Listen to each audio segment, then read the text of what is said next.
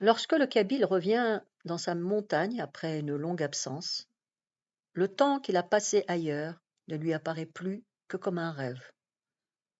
Ce rêve peut être bon ou mauvais, mais la réalité, il ne la retrouve que chez lui, dans sa maison, dans son village. Le village est un ensemble de maisons, et les maisons sont faites d'un assemblage de pierres, de terre et de bois. C'est à peine si elles laissent soupçonner la naïve intervention de l'homme maçon. Elles auraient poussé seules, telles qu'elles s'offrent à leurs occupants, que cela ne serait pas un miracle sur cette terre ingrate avec laquelle elles se confondent, sur laquelle chacun végète et où l'on finit par se coucher sous une dalle de schiste. Nulle part on ne trouve une œuvre d'homme solide ou grandiose, compliquée ou belle, capable de défier les siècles et de témoigner d'un admirable passé. Ici on sent l'effort isolé, peu fructueux et âpre, de l'homme sans moyens, qui lutte sans cesse pour vivre. Mais on comprend aussi que cet effort continuel ne peut pas aller au-delà de la vie. Aussi, l'héritage est-il toujours mince, et chaque génération doit tout recommencer, ne travailler que pour son compte. Les plus vieilles maisons d'Ir el-Nezmen, qui semblent porter la patine des siècles avec leurs tuiles noircies, leurs jointures de mortier, qui lâchent toutes ventrues et dont la toiture de tuiles tordues s'affaisse, n'ont pour la plupart abrité que le grand-père. Il faut déjà reconstruire. Les familles pour lesquelles se pose le problème de la reconstruction ont un but précis dans la vie. Et dans un sens, il est toujours bon d'avoir une ligne de conduite à suivre. Mais comme tout au tard chacun se trouve obligé de reconstruire, le village change peu à peu d'aspect. Les nouvelles maisons reprennent le tracé des vieilles. Quelquefois, on arrange un peu l'intérieur. Mais si on ne tente pas de gagner sur la ruelle, inutile d'espérer qu'on acceptera de laisser à cette dernière plus de largeur. Elle est condamnée à rester telle. Quelques maisons toutes récentes se donnent de l'allure. Des habitations agréables s'édifient en dehors de l'agglomération. C'est d'un effet réconfortant car, en somme, on peut dire que le village s'agrandit, que les petits-fils sont dignes de l'aïeul. Même la façon de bâtir s'améliore. Non seulement on utilise le fil de plomb, mais pour la toiture, le madrier remplace la poutre de frêne, noueuse et approximative. Les tuiles viennent de la ville. La porte est peinte de couleurs vives. Quelques cheminées se dressent timidement avec leurs capuchons pointus de tuiles rouges. Dès le lendemain de son arrivée, Amor Qassi constate ces changements avec un plaisir réel, car enfin c'est là son village natal, toujours prêt à accueillir sans façon un de ses enfants prodiges, comme il se sent accueilli lui-même. Déjà, il est repris, rattaché par une foule de liens mystérieux qui l'enveloppent de leur réseau, qui sont faits de souvenirs précis revenant tumultueusement et surtout de sensations vagues, recréant une atmosphère connue. Bref, Amar comprend nettement qu'il redevient tout à fait l'enfant du pays, sans transition. Sa longue absence n'a d'ores et déjà plus d'autre signification que celle d'une parenthèse gigantesque, impuissante à changer le sens général d'une phrase. Mais pendant qu'il se retrouve ainsi, d'autres constatations s'imposent à son esprit. Que fera-t-il maintenant? On le jugera à ses réalisations. Il faudra bientôt se comporter comme les siens. Sa qualité de nouveau durera ce que durent les fêtes. Il est pour l'instant un objet de curiosité à la Jama ou au café. Chacun veut tenir conversation avec lui. On est souriant, poli, intéressé. C'est ainsi que les derniers arrivants sont toujours reçus. Néanmoins, à travers les politesses, les plaisanteries et les demandes de renseignements, d'ailleurs discrètes, perchinent tous l'intention d'apprendre ce qu'on est avide de savoir. Le revenant a-t-il, oui ou non, rapporté de l'argent?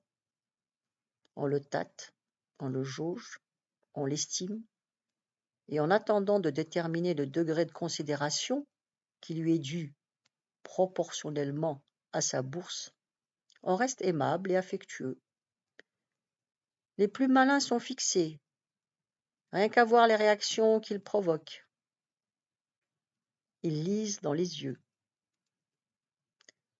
La façon de répondre aux compliments constitue un aveu.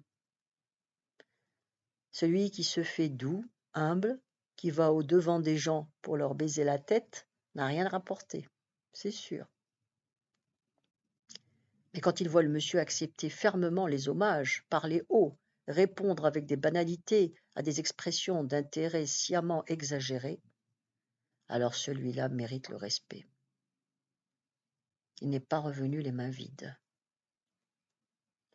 On tient rarement compte du costume ou de l'importance des bagages de celui qui est arrivé de France. Ça ne veut rien dire. Ce qui compte, ce sont les billets qui se dissimulent très bien dans des vestons crasseux ou des blouses élimées. Il faut dire aussi que la curiosité de chacun finit toujours par être satisfaite. Ceux qui sont en France ne vivent jamais à l'écart. Ils habitent le même quartier, ne se perdent pas de vue, savent à peu près de choses de ce que l'un ou l'autre peut gagner ou économiser. Il suffit que celui qui vous a précédé au pays dise ce qu'il sait de vous, et au bout de 3 ou 4 jours, tout le monde est renseigné. Ensuite, c'est fini. Les habits flamboyants commencent à se ternir, les joues à perdre de leur couleur, les mains à brunir. On a épuisé la curiosité des gens. On prend place parmi les importants ou les humbles. On devient un fellah dans la semaine où on recommence à aller au champ, la hachette sur l'épaule, les mocassins aux pieds, parfois avec un bracelet-montre lumineux au poignet, dernier vestige d'un rêve qui vient de s'achever. C'est alors le moment de sortir son argent. On peut acheter un champ, se marier, donner une fête. Le motif sauve toujours de lui-même, ou alors construire, si l'on est de taille. À Malocratie sont tous là dans l'accueil des gens et des choses. Ce portail vermoulu, la muraille de Toub qui s'écroule sur la cour, la vieille bâtisse tout entière exprime clairement ses obligations péremptoires. Quant au reste, achat de propriété, fête ou autre étalage d'aisance, cela presse moins. À la vérité, la situation présente et passée d'Hammer ne comporte pas beaucoup d'énigmes. Tous ses compatriotes qui vont à Paris l'ont vu établi en ménage avec dans un hôtel de 3e ordre à Barbès. Ils ont connu sa femme. Certains supposent même qu'elle est la nièce de la patronne. Bon, les voilà maintenant qui débarquent tous deux à Erasmusman. Cela les changera de Barbès, bien sûr. Ils ont certainement leur raison. Il n'y a pas de doute qu'ils arrivent avec tout leur avoir. Lorsqu'il était à Paris et qu'il lui arrivait parfois de songer à son village, il imaginait ce village comme un petit point insignifiant, loin, au-delà des splendides horizons, un coin sauvage, obscur et malpropre, où se terraient des êtres connus, pitoyables, que l'imagination enlaidissait jusqu'à les rendre grotesques. Et le voilà à présent parmi eux. Et chose curieuse, il s'y sent bien. Il n'est pas dans un pays de mauvais rêves. C'est l'autre pays, celui qu'il vient de quitter, qui est lui, imaginaire, et l'écrase de sa magnificence. Il voit bien maintenant qu'il était tout petit là-bas, minuscule. Ici, tout est à sa mesure, les hommes et les choses. Il se sent important, capable d'agir, de créer, d'occuper une place. Pourquoi a-t-il oublié son village? Pourquoi n'a-t-il pas songé à ses champs, sa maison, sa famille? Il a oublié amis et ennemis. Il a disparu même des mémoires. Son père fut enterré par d'autres. Sa mère a cessé de l'attendre. Il a toutes ces choses à se reprocher. Mais il est simple de se racheter. Il suffit d'être là et de voir. On se remet à s'intéresser, à goûter la vie des siens. En somme, c'est reprendre pied dans la réalité. Un Kabyle chez lui est forcément un homme réaliste. Tous les devoirs dont il s'était brutalement délivré en s'en allant l'emmaillotent à nouveau, aussi nombreux, aussi fermes que s'il ne s'en était jamais débarrassé. Il se reprend à aimer ou à haïr, à imiter ou à envier, à croire et à agir selon des directives précises, particulières à sa famille ou à sa carouba. Il connaît ces directives par intuition, comme si elles lui avaient été transmises par hérédité, tant elles sont ancrées au plus profond de son être. Amro Qassé retrouve subitement la certitude qu'on est jaloux de lui, que telle famille ne peut lui vouloir du bien, et telle autre, qui est proche pourtant, n'est pas néanmoins sans envie. Il se rappelle la duplicité historique de certaines caroubas, du courage reconnu de telle autre, la sienne précisément. Il ne lui est plus indifférent que son voisin, qu'il se souvient n'avoir jamais aimé, soit mieux logé que lui, et cet autre mieux considéré. Le jeu s'annonce plein d'intérêt, qui consiste à se créer tout à coup un rang, une place, à Irismen. Il la veut honorable, cette place. Toute une foule de pensées qui somnolaient en lui se mettent à s'entrechoquer dans sa tête, et il a l'impression de se réveiller pour reprendre une tâche inachevée. Inachevée? Pour commencer sa tâche plus tôt, car il n'a rien fait jusqu'ici. Voilà 15 ans qu'il est parti. Mon Dieu, oui, comme tous les autres. C'était un matin de printemps, au mois de mars peut-être. Il quitta Kamuma et Kassi, les larmes aux yeux, car les paroles qui l'accompagnaient étaient touchantes, toutes de tendresse, d'espoir. Il était jeune et robuste, avait fréquenté l'école, ne flânait pas à l'ouvrage. Il pouvait abandonner ses travaux kabyles, apprentissage ingrat, et aller gagner gros à l'usine. On ne pouvait le garder plus longtemps, il avait hâte de s'envoler. Ses parents avaient hâte d'avoir eux aussi leur absent, c'est-à-dire leur soutien. Ils furent bien déçus, les parents. Finalement, cela ne se passa pour eux de la même manière que s'ils avaient perdu leur enfant unique. Ce n'est tout de même pas un rêve pour Kamuma, toute cette mauvaise période. Il est difficile de la lui faire oublier. Il sait qu'elle la lui racontera en détail, qu'elle lui pardonnera, mais qu'elle agira toujours comme si elle ne lui avait point pardonné. Il n'est jamais trop tard pour bien faire, se dit Hammer. Sans doute. C'est un proverbe qui ne concerne pas les morts.